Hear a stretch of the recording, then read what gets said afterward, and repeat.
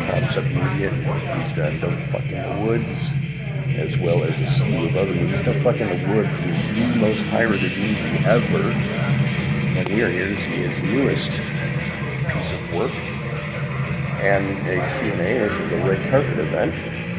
We'll let you know what we thought about it after the show. No, not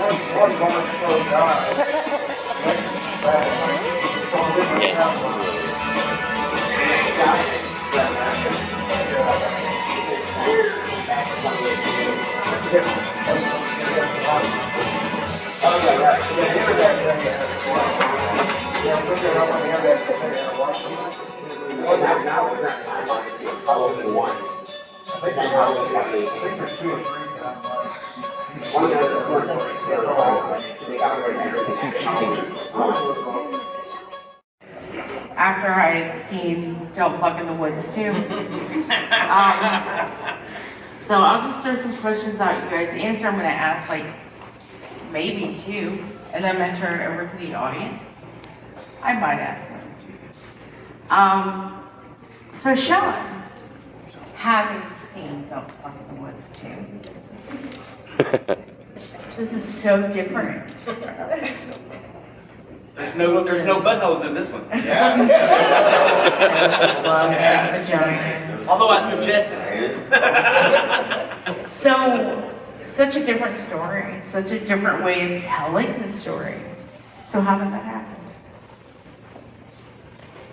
Cheyenne as well.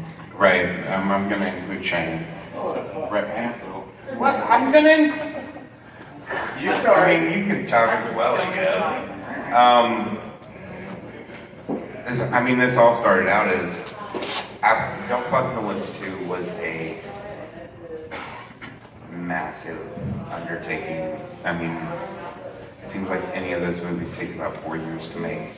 And that's 4 years too long. So I knew I just wanted to do something very minimalistic, and like I grew up on The Legend of Boggy Creek, and there was always one story in that film that really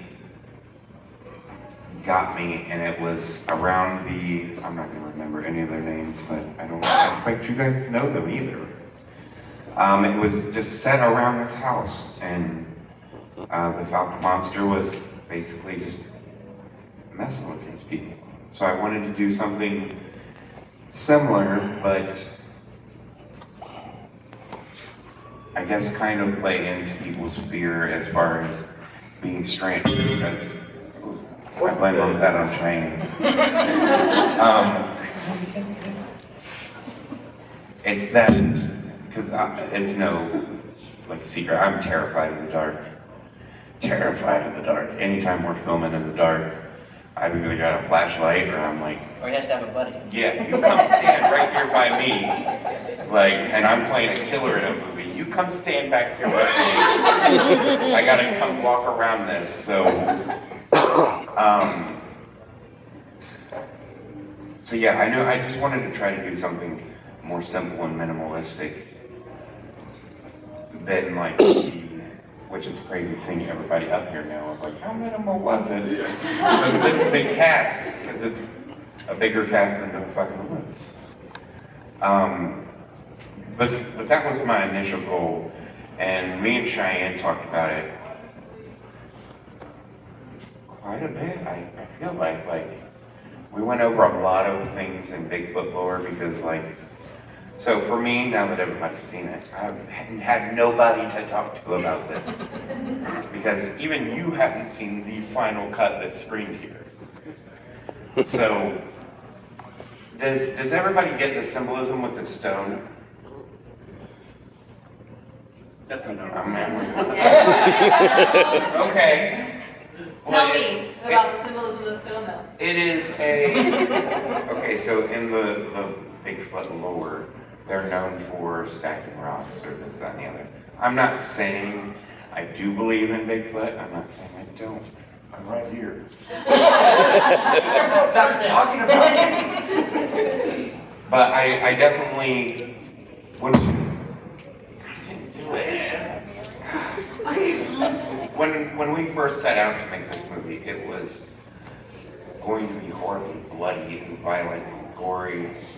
And I mean, the opening scene alone, I think we had 13 deaths. We had 13 deaths that was sprung on me at the last second. Yeah. And he said it had to be done in the opening 5 minutes of the film. So that's a lot. That's a lot. And it just got to the point where the more research that I'd done about Bigfoot or Sasquatch or Yowie or Gigantopithecus, yeah, that's right, I used that word. It just felt wrong to go bloody, violent, or anything like that. So for me, that rock, okay, so in the beginning, when the Bigfoot gets shot, it passes off this rock to its young. And then in the rest of the film, the Bigfoot is its young grown up. And it used that rock to mark where its parent died. So by Dale taking it, it was basically just trying to get the rock back in a way. Did I answer the question? Yes. Shiny, you talk now. So y'all might notice that Bigfoot's not in this a whole heck of a lot. That was actually done on purpose. Sean had reached out to me about wanting to do a Bigfoot film, and I'd written some other things.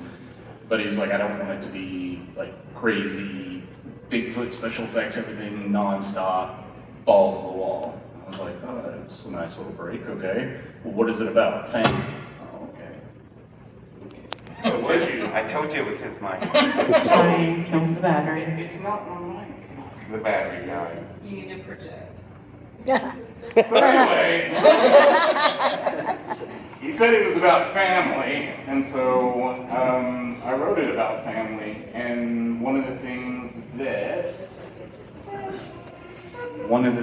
that I experienced that always seems to draw people's raw emotions out is the argument between family members, and one person thinking they're right, the other person thinking they're right, and one person thinking one's a dick and the other one thinks the other one's a dick. So if you notice in the car, the only one that was halfway good, that really wasn't really that dickish, was Joel. He took the severity of the beating from the other siblings because that was his role, and he knew that was his role. And that was what I wanted to write the story about. Was it really wasn't about Bigfoot for me. It was about, accepting the passing of a family member and everybody coming together and kind of fighting through their differences and understanding each other. And it just so happens Bigfoot happens to be in it. That's me. Yes, honey, you're pretty. I'm kidding.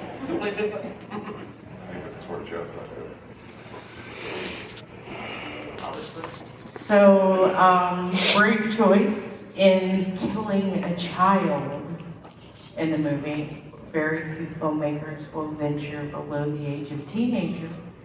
I didn't do that. Yeah, that was totally me on the fly. But I didn't, honestly, still, until, you said something about it, did that affect anybody?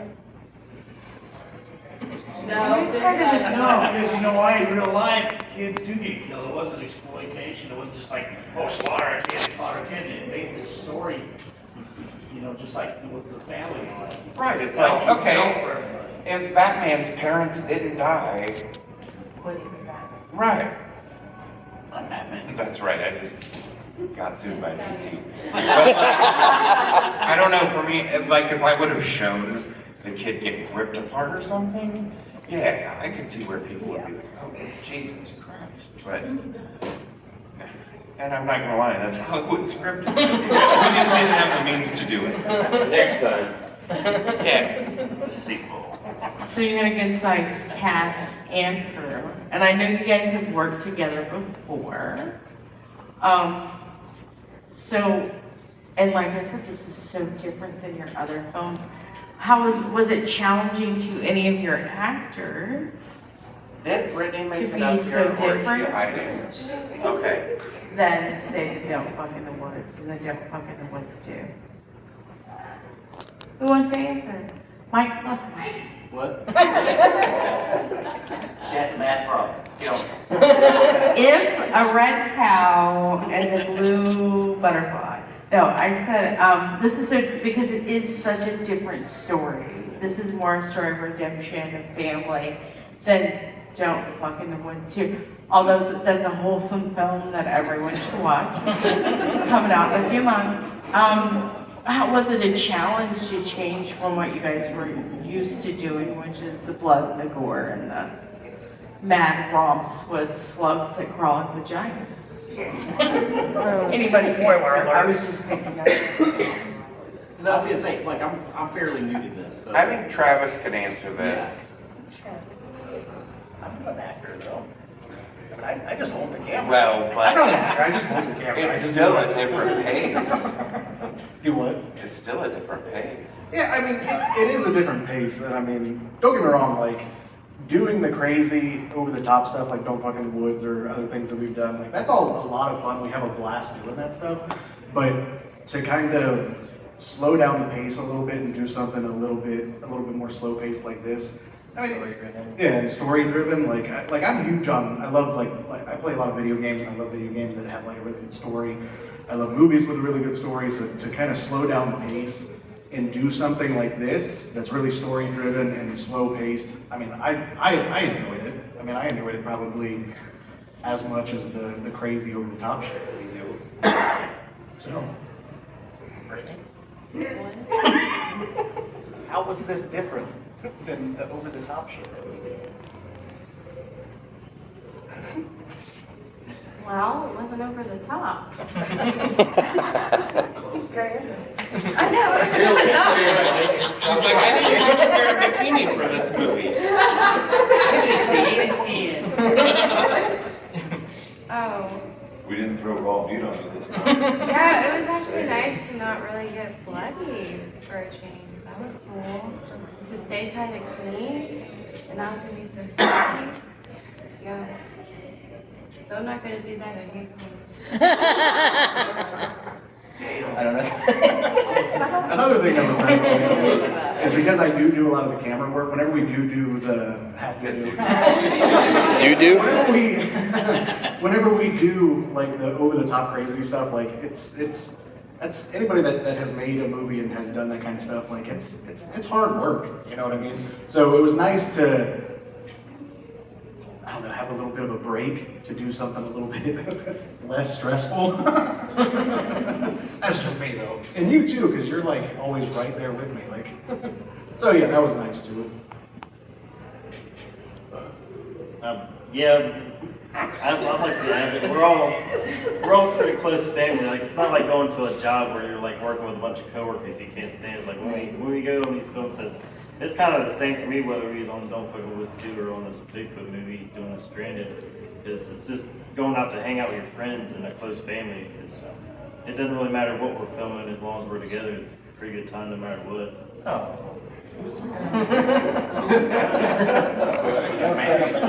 Anybody else want to say anything before I turn it over to the audience? Dale. Oh yes, Dale has to say something. I mean, you've done, I don't know. I don't know, I don't think you have done over the top movies. No, I Like, think you keep it kind of serious. Like, not serious, but like, I think the bloodiest movie I've been in is Tori Jones' movie. Wicked One's coming out when? 2 weeks, 3 weeks?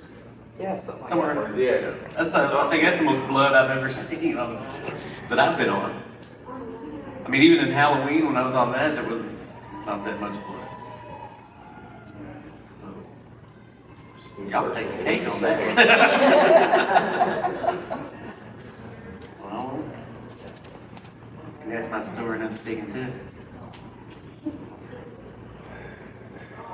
Yeah. So do we have any questions from the audience? So we can drink now?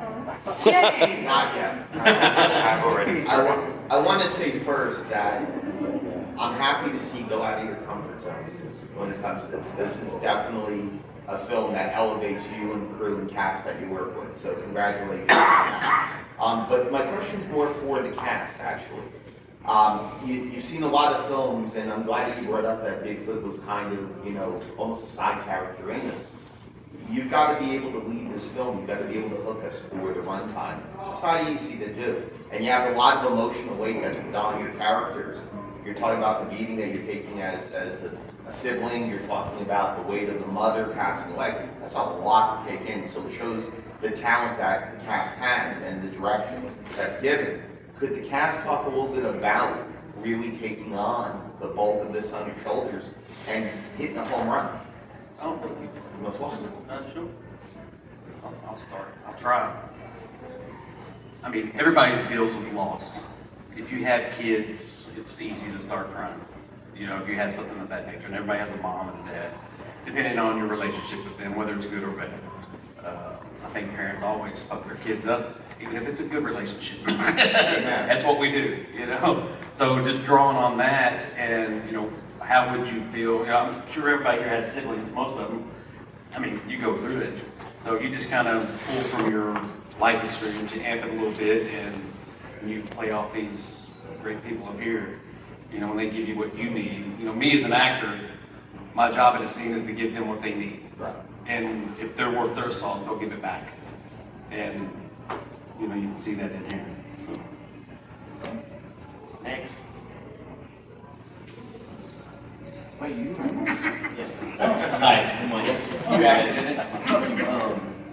Yeah, fuck you, Mike. So, I'm fairly new to this stuff, and concept media has really helped me like step outside my comfort zone when it comes to being in front of camera, things like that. But working with all these people and just watching them perform and run lines, and you know, us sitting down and talking about things. And I mean, there was one scene. What was it? We were in the scene was 10 minutes. The car scene. The car, yeah. It's the very first. The whole thing's in the car. But yeah, one of the first scenes No, was I like, got drugged through the woods, thank you. oh, sorry. I got out of the car. I can stretch this now. That fucking car. Man. But the first take we did do. It was- the very it was first like- take. it was It awesome. was from beginning to the end. Y'all saw the cut. It's 10 minutes. Really? But it was the beginning to the end. We sat in the cabin that we were staying at on the property, and we went over the lines over and over again, just so we felt comfortable with it. And by the time we got into the car, it was just so easy and fluid. And that's really, like, that showed me what this is all about, where it's a connection. Yeah, you're delivering lines in, but really you're following that direction and you're trying to appease the writer. That's what I'm thinking. And that's, I mean, I was always intimidated by it, and then I started working with some of the cast, and they just really helped me understand what my place is, I guess. Sasquatch. I played Bigfoot. He walks really good. That's all I want to add. I actually asked Rob if he'd put on the costume and run through the film in the middle of the screening, and he was like, It's just so hot. no, it's so hot, so. We filmed that, sorry, let me cut you guys off real quick. We filmed this in March, and I was sweating so bad when I took it off, it froze. Like, I picked it up solid. It was cold. I was really Then we had to buy a heater. I was wanting to let everybody know, I'm not sure if anyone in the audience is aware or not, but a lot of the footage of them out in the woods, Dale Miller walking down the road, a lot of that was either filmed inside Sean Burkett's apartment or inside of a barn. Yes. Like almost 90% of the Well, not outside at all. What? The very end where Dale jumps on Bigfoot's back, that was outside, obviously the funeral home. But once they get in the car, they're in the car, and once it becomes night, yeah, that's all in all. Probably Yeah. 95% of Let's the outdoor see. stuff was outside, or inside. I'm Yeah. not sure. Yeah, the whole opening, once it becomes night and they're going through the woods, that's about a 15 by 5 foot space in my apartment. that is just black, basically trash bags, and a bunch of light stands that we got these twisty branches off of Amazon, and even the kid on the ground with just some dirt, leaves off of Amazon, like. I You played a could few get trees in the rid of background. No, it was June. So That's why the trees are bare. yeah, it was like we couldn't get fall leaves. I think that's what I love most about this film, though, for me, is that we got to like think outside of the box. Like, I don't know. Maybe it's just I don't talk to very many indie filmmakers, but like, as far as I mean, we basically did a full-scale production in a barn in like a week. And I don't feel like that looks like it's in a barn. No. I feel like that's mission accomplished. Absolutely. Any more questions from the audience? Frank? Sure. So this has been a change. This is more of a psychological thriller. There's a lot of anticipation in this. There's a lot more drama in this than what you guys are usually doing. I'm curious about the process in order for the actors to actually put themselves in that headspace. What order did you shoot it in? And was it just by availability of sets?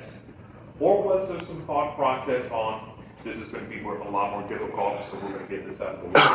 This is going to be easier, so we're going to do that first. Different directors will have different ways that they handle their workload. How do you look at it? This one or compared to your previous film? Oh, I mean, this film was way more planned out, and just in general. But the way we shot it is that, was it 5 or 6 days? I think we were scheduled for 7. It seemed like one big one. Yeah. We literally, there's this camp that, it's the same camp we filmed Don't Fuck in the Woods at. They had an old barn, and we just rented it, and we stayed there on site. And all the car stuff, we pretty much shot in order. And that's the inside the car stuff. I know we knocked a lot of it out that first night. Like, you guys were just on a roll, and we were running 2 cameras, so we didn't have to worry about getting the same emotion as, we could have missed. So, but then I know, like, I don't know, you were shooting order? Most of it seemed like it was. Yeah. Does anybody know? I feel like we sequences of the movie. I don't feel like we necessarily shot it like chronologically in order, but I mean, for the different sequences, like the funeral home, for the most part, we shot the funeral home pretty much mostly in order. The car stuff, that was a whole different sequence. We shot that mostly in order. But in the grand scheme of things, the movie as a whole, it was more kind of sporadic and just kind of, like you said, kind of based off of scheduling, everybody's schedules. Because I mean, yeah, we do this and we like to make movies and everything, but at the end of the day, we all do have like full-time jobs and we have lives, and so I mean, we do have to kind of juggle things around. But for the most part, as far as like individual sequences, in that aspect, we shot somewhat in order for the most part, but in the grand scheme, not necessarily. I like that. Like even in the opening scene alone, like we did scramble some things just because of availability. A lot of times there's just things that, and that's one of the things of the major benefit of having an indoor soundstage film set, especially one that's your apartment, is you have full control over the weather, you have full control over the audio. That was a huge help. Like, yeah, you can put the stuff off to a later date because you know you're going to have control. You don't have to worry about, is it going to rain, is it going to snow, is it going to be windy, is there going to be another campground doing some techno EDM rave. True story, buddy. So just like, back to my point, in the opening fucking scene, soon. in the opening scene, though, like when they're doing the first initial search where Scotty's character is talking to Rob Collins in his human form doing the search. That was some of the first stuff we filmed at the campground, and then him actually finding the dead kid. That was some of the last stuff we filmed back in Sean's apartment, and where I colored on his face with wet colored pencil because I didn't know I was going to be doing makeup that day and I wasn't prepared.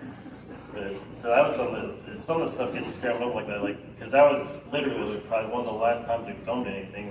That was the end. Yeah, because I think shooting, I think the kid, I think that was like that was kind of, I mean, that was always kind of goal. That was like the last minute decision, I think, if I remember. Well, it was because, okay, so we went out and shot the whole search party thing, and we just ran out of time because they wanted us out of there by midnight. As coronavirus hit, we supposed to do things, and there was a lot of complication trying to get multiple people to a search scene when everybody's scared to be around other people and you got a social distance, and all of a sudden people are wearing masks. And it's like, how do we film this? Like, we was going somewhere with it, and now nobody wants to be on set together. And that's the thing too, when we were shooting this, we shot this in February. Yeah, it was February of 2020. March. It was the end of February going into March. Yeah. Because the campground that we shoot at, it's in a town called Oxford, Ohio. And I think Andrew's the only person out of all of us that gets any cell phone service there. Yeah. But we shot all through the last week of February into the beginning of March, had no idea what was going on in the real world, and then once we all finally got back to civilization and our phones just started blowing up like crazy, and it was like the whole world was on fire. That was fucking nuts. That's like right when the coronavirus hit. Yeah.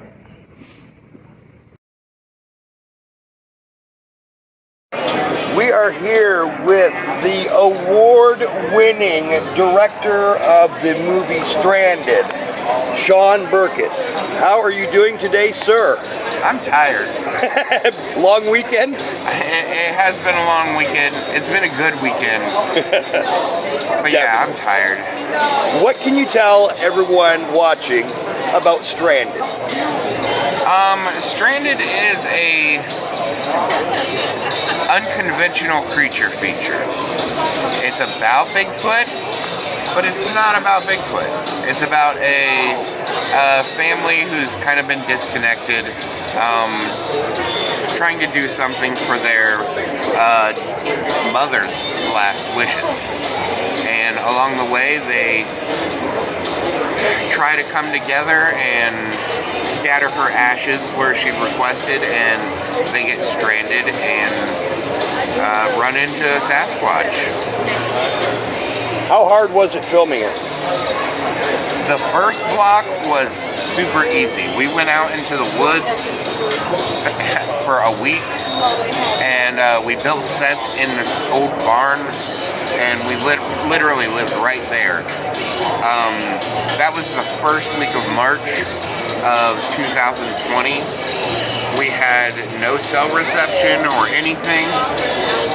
We finished filming and head back to civilization, and all this talk of coronavirus, and we just walked right into a pandemic. So that had to blow your mind.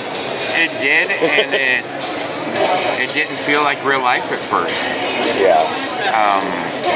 And it's taken us several different reshoots. We literally built a set. The whole opening of this of the film at night, that was in my apartment. So that's pretty and it awesome. looks like woods.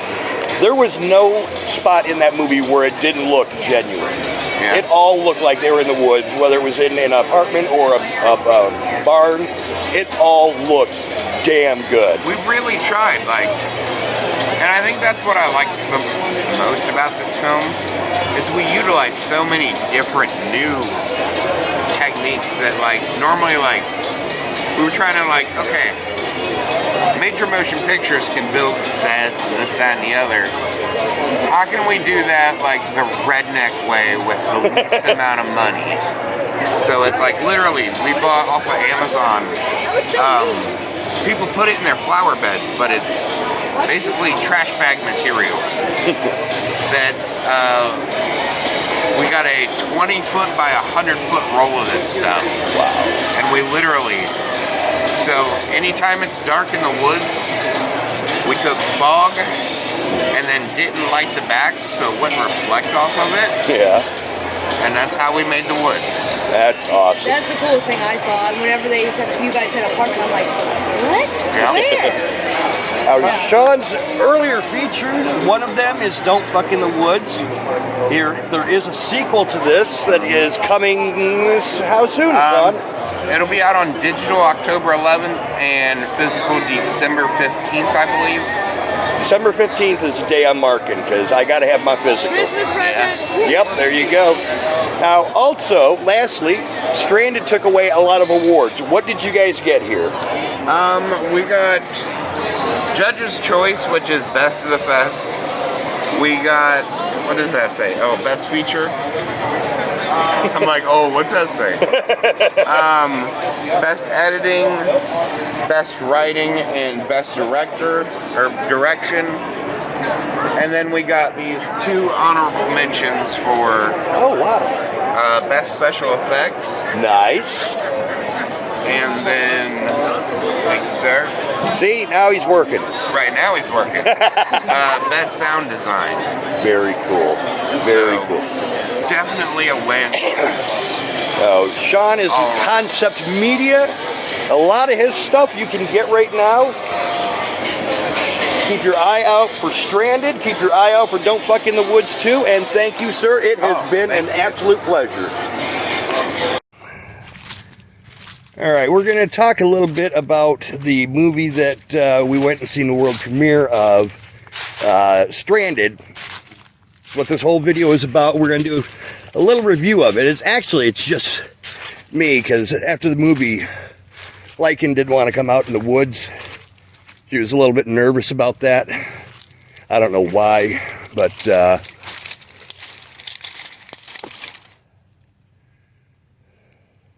all right. So the movie is by Sean Burkett in Concept Media. He has always done some pretty good flicks, and this is probably my favorite out of everything he's done. The movie is about, ooh, don't put your hand over the camera, John. It's not going to... All right, it's not going to really work that way. Chetty.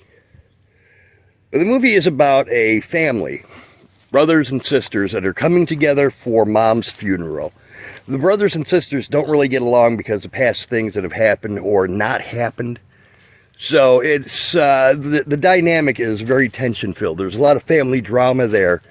And that's your main focus of the film, is the family drama as they go and try to fulfill Mom's last wishes of having her ashes scattered.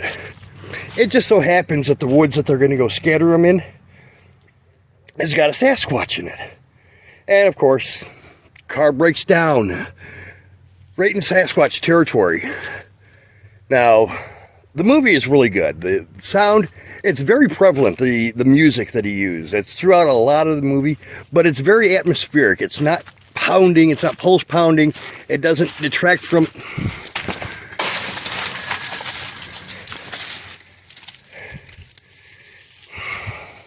I keep hearing shit.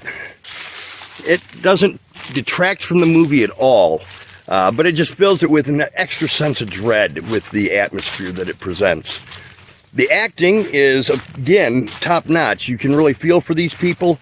You really feel like they are angry at each other and trying to come to terms with everything. Dale Miller is in it. That's one of Lycan's favorite actors, and he did a great job. He was great in everything. I like the way that he did the brotherly, how he wasn't fighting with him too much. He was defending himself verbally, but he wasn't. All right, damn it. Fuck. I should have left a fucking trail of breadcrumbs. I have no idea where I'm at back here. That's what I get for walking around too much. Anyway, Dale Miller is really the best character in the movie just because he's not on everyone's ass. He's trying to defend himself, and he's taking a lot of the brunt of their anger, and he's even protective of them. Very protective, especially of his sister, and especially during the Bigfoot attacks. Direction on the movie was also very good. It was cut very nicely. The people got their, Sean did a great job leading this cast and crew to making a really good movie. Now, the other thing that I'll say, it looks great. Most of this movie, especially when they're in the woods, you'll never know that it wasn't in the woods. It was actually in a barn and in an apartment where they made it up to look like the woods. Production design was amazing on this flick. So everything about this movie is great from top to bottom. Really. All right, I'm going to wrap this up. I don't know what that crunching is. But in any case, it's a great movie. You need to keep your eyes out for it. It had its world premiere, so it's going to run through the whole convention circuit. It's going to run through the whole convention circuit. And I don't know when it's going to be released to streaming platforms or to media. But definitely keep your eye... Shit. Definitely keep your eye out for this movie because it is most certainly worth the watch. I gotta go. I like it spooky. I want to thank you. Anything you want, you just name it. I'm Bigfoot now, Rob.